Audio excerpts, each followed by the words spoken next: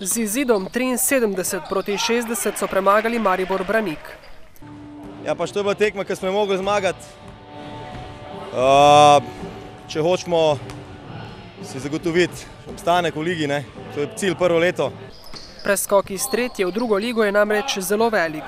Kljub temu, da smo bili lansko leto dosti superiorni v tisti tretji ligi, imamo letos težave. Tu največje težave so predvsem v izkušenosti ekipe. Kajti mislim, da smo mi tudi premladi za to, da rečem, to polprofesionalno ligo.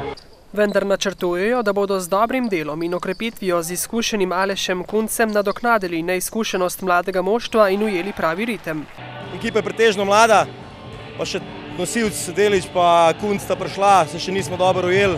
Ampak jaz mislim, da evo, zdaj se počasi dvigujemo.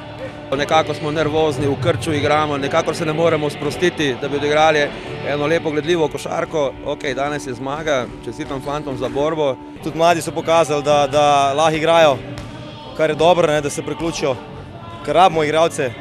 Vsaka tekma je izkušnja več za mlade, 19-20-letne domače fante, zato 2 zmagi in 4 porazi v prvih 6 krogih nikakor niso katastrofa, pravi trener Milan Kordić in dodaja, da njihove tekme še prihajajo.